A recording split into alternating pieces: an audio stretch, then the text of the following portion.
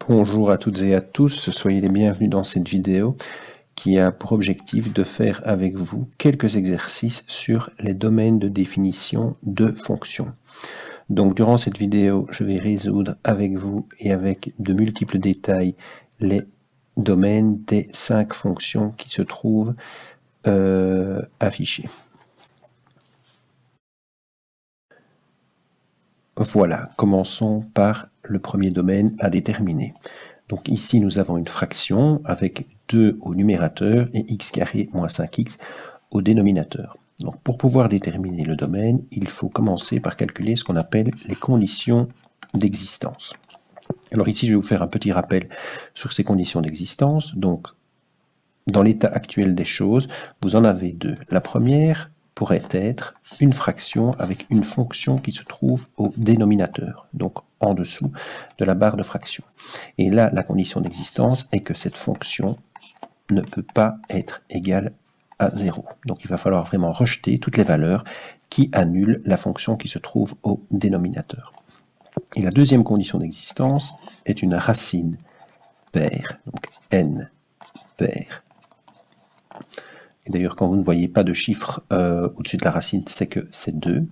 Donc la racine paire d'une fonction, eh bien la condition d'existence est que votre fonction doit être plus grande ou égale à 0. Alors vous pouvez avoir une combinaison des deux, qui serait en fait une racine carrée paire, mais qui se trouve au dénominateur. Et donc vous devez faire la combinaison des deux conditions d'existence. Et donc là, vous aurez que f de x doit être strictement plus grand que 0. Donc pas plus grand ou égal, mais strictement plus grand que 0. Donc dans notre cas ici, qu'est-ce qu'on voit? On voit qu'on a un dénominateur qui ne pourra pas être égal à 0. Donc notre condition d'existence, c'est que x carré moins 5x doit être simplement différent de 0. Donc pour trouver les valeurs de x qui annulent x carré moins 5x, donc ici vous notez tout de suite que vous avez x dans les deux termes, donc vous allez pouvoir le mettre en évidence. Donc ça va vous donner x fois x moins 5. Oui, donc j'ai oublié de vous dire comment trouver les racines de x carré moins 5x. Donc les racines, ce sont les valeurs de x telles que x carré moins 5x est égal à 0. Donc ici, il y aurait plusieurs possibilités. On pourrait utiliser ρ ou delta, mais si vous n'avez pas encore vu, l'idéal, c'est de factoriser. Donc, c'est-à-dire transformer cette expression en des facteurs qui se multiplient, et il suffit d'en annuler un, et on annulera le tout. Donc, on a x fois x moins 5 doit être différent de 0. Donc, soit x doit être différent de 0, soit x doit être différent de 5. Donc, connaissant les points que l'on doit rejeter, donc on vient de déterminer, on peut calculer le domaine. Donc le domaine de f, eh bien ça va être tout le monde, donc vous notez R, donc c'est un R avec une double barre, parce que c'est un ensemble de points, et on rejette, donc là vous mettez un backslash ou anti-slash, et là on rejette 2 points, donc pour noter des points, vous devez mettre des accolades, donc là c'est le point 0 et le point 5, il est toujours de bon ton de les mettre dans l'ordre croissant, et vous les séparez pour un point virgule. Donc voilà pour le domaine de la première fonction.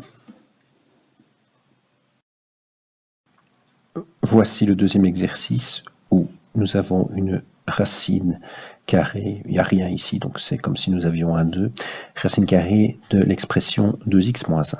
Donc là, nous allons faire les conditions d'existence. Donc nous avons une racine carrée d'indice pair. Donc la condition d'existence est que ce qui se trouve sous la racine, donc 2x moins 1, soit plus grand ou égal à 0. Donc nous allons pouvoir isoler x. Nous allons avoir 2x plus grand ou égal à 1. Et ensuite, on veut avoir x tout seul. Donc on va se débarrasser, entre guillemets, du 2. Donc x plus grand ou égal à 1/2. Donc là, nous allons pouvoir faire un tableau des signes. Donc pour rappel, le tableau des signes, c'est un tableau comme ceci. Vous mettez le x ici et vous mettez la valeur de la fonction en dessous, donc 2x moins 1. On va ensuite noter les racines en ordre croissant dans cette plage. Ici, on n'en a qu'une, c'est 1/2. Donc pour la valeur 1/2, l'expression qui est en dessous est égal à 0. Ensuite, on va devoir déterminer les signes de la plage qui est ici et de la plage qui est là. Donc pour ceux qui sont un peu plus familiers, là on a une expression du premier degré, donc il suffit de regarder la valeur du coefficient de x et la mettre à droite. Donc là nous avons un 2, donc on aurait plus ici. Si vraiment vous ne le voyez pas, mais vous pouvez tester qu'une valeur. Donc au-dessus de 1,5, vous avez par exemple 1. 2 fois 1 ça fait 2, 2 moins 1 ça fait 1, 1 est positif, donc nous avons bien un plus ici. Vu que c'est une fonction du premier degré, si on a un plus ici, on aura un moins là. Si vous ne le voyez pas ou vous ne le savez pas non plus, eh bien, vous pouvez tester qu'une valeur. Donc 0, c'est plus petit qu'un demi. 2 fois 0, moins 1, c'est négatif. Donc voilà, alors certains professeurs mettent des barres ici pour vraiment bien voir clair ce que je peux faire aussi. Alors, ce qui nous intéresse, c'est x plus grand ou égal à 1,5. Donc, le égal fait que le 1,5, je vais devoir le prendre aussi. Donc, je vais mettre un point noir. Et je dois prendre tout ce qui est plus grand. Donc je vais faire comme ceci. Donc le domaine de f, ça va être égal à 1,5, que je peux prendre. Donc là, je vais devoir mettre les crochets en le comprenant. Si je ne le comprenais pas, et on verra plus tard, j'aurais mis un point blanc et le crochet aurait tourné le dos à 1,5. Donc ici, je prends bien 1,5, point virgule, et là, je vais jusque plus l'infini. Donc voici le troisième exercice, où là on a également une racine carrée paire, mais qui se trouve au dénominateur. Donc là on va avoir deux conditions d'existence. La première, c'est que 3 moins 5x devra être plus grand ou égal à 0 pour respecter justement la condition de la racine carrée. Et la seconde, c'est que 3 moins 5x doit être différent de 0, parce que 3 moins 5x est au dénominateur. Alors on pourrait rassembler ces deux conditions en disant simplement que 3 moins 5x doit être strictement plus grand que 0. Donc là, on a deux possibilités. Soit on peut faire un tableau des signes, soit on peut directement exploiter l'expression ici. Donc je vais faire les deux cas.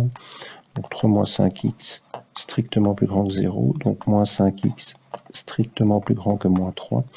Donc je vais avoir x tout seul. Donc qu'est-ce que je vais faire? Je vais diviser à gauche et à droite par moins 5. Mais attention, je divise par un négatif.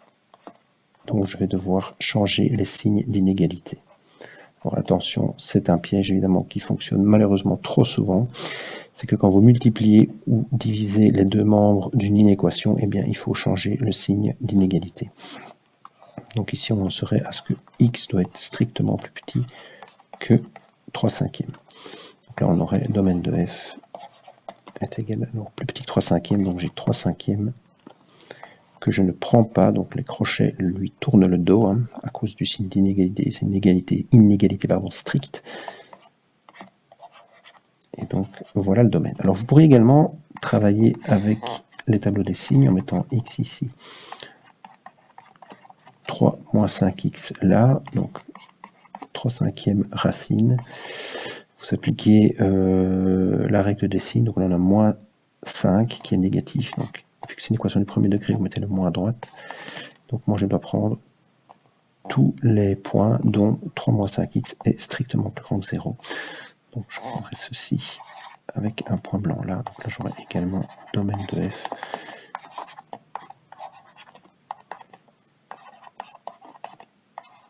Voilà, donc deux possibilités pour résoudre cet exercice. Voilà, donc continuons avec un autre cas de figure. Donc ici, on a une barre de fraction avec racine carrée de x plus 1 au-dessus et racine carrée de x moins 2 en dessous. Donc ici, ce qu'on va devoir faire, c'est étudier la condition d'existence sur x plus 1, qui là doit être plus grand ou égal à 0, parce qu'il pourrait être égal à 0, il est au numérateur, donc le numérateur c'est ce qui se trouve au-dessus de la barre de fraction.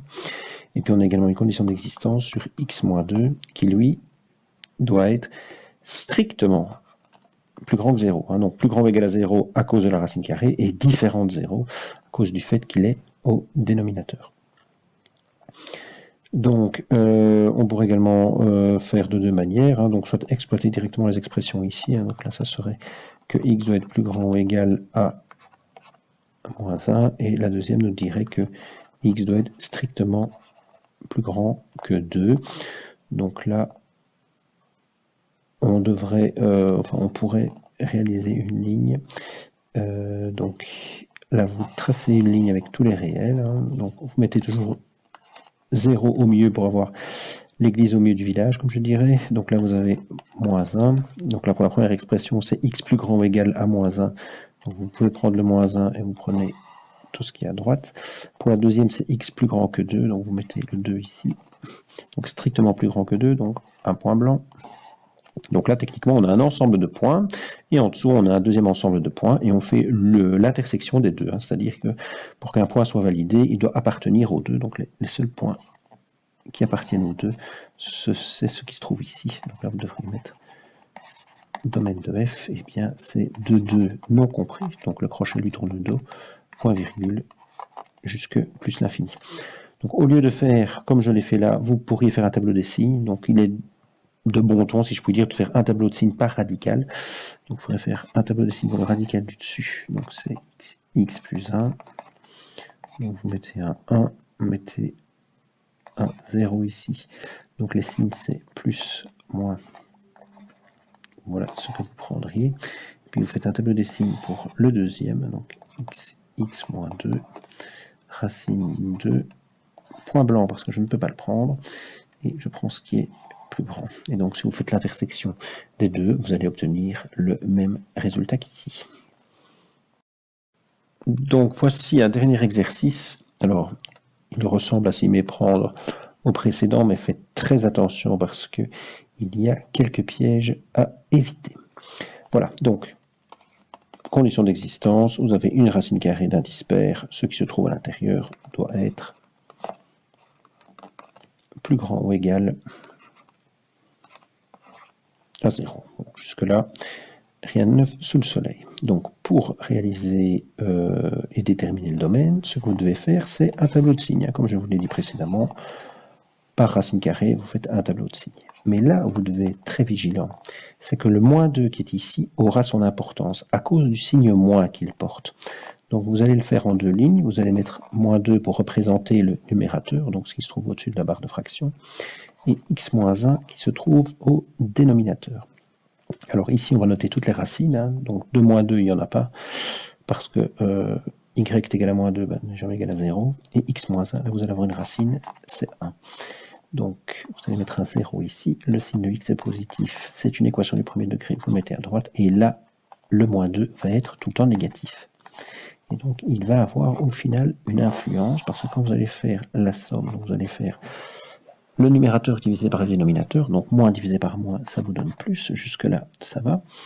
Moins divisé par 0, il est interdit de diviser par 0, donc là, vous avez, je ne sais pas exactement ce que vous mettez dans votre cours, moi je mets une barre verticale pour dire que ce point, on ne peut pas le prendre, et moins divisé par plus, ça donne du moins.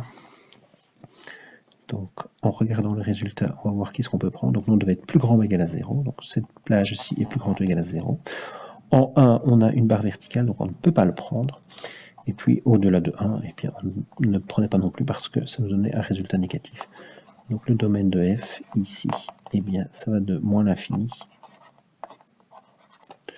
jusqu'à 1 que l'on ne prend pas. Voilà, sur ces quelques mots se termine le dernier exercice. Alors, j'espère que vous aurez eu l'occasion de bien comprendre tout ce que je vous ai expliqué dans ces vidéos. N'hésitez pas à revenir en arrière et également faire des pauses. En tout cas, dans tous les cas, je vous invite à écrire. C'est le meilleur moyen de bien retenir. N'oubliez pas de vous abonner, de liker la vidéo. Bon travail à toutes et à tous.